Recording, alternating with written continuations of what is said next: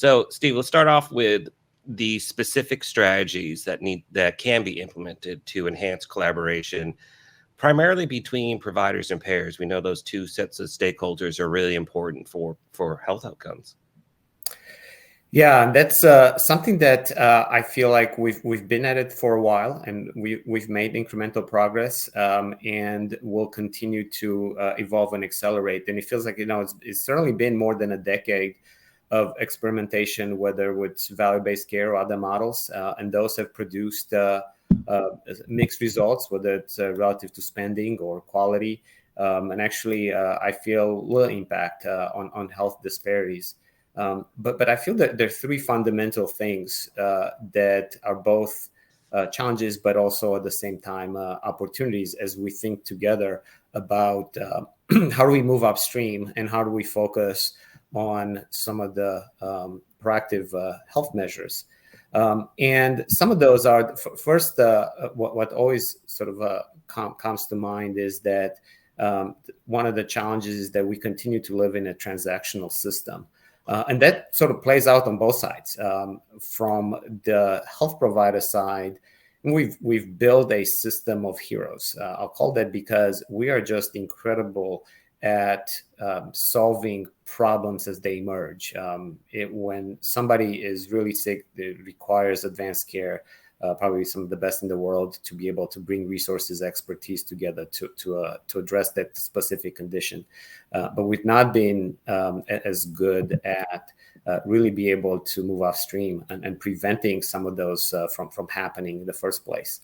I think it plays equally on the payer side, where there's certainly a need to manage short-term risk, and there's not enough continuity as individuals shift from different type of coverage, different types of plans.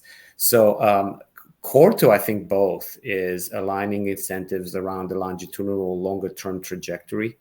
And particularly on the pay side is how do we account for some of these transitions on coverage where it's challenging for me as a payer to invest significantly into a short-term 1 to 2 year preventative if I'm not going to see or be able to capture the downstream benefits with that individual because they might be shifting their care to a different different providers. So how do we account for those transitions as they occur? I think is going to be an important component.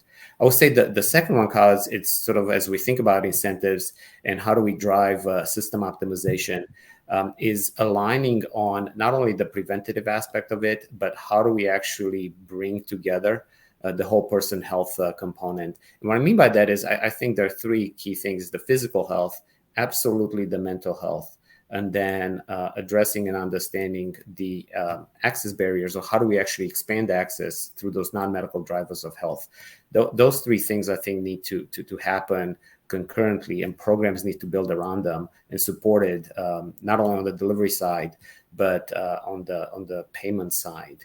And the final one is I know that we're talking about this two critical entities, but the third that we need to bring into equation much more directly are employers.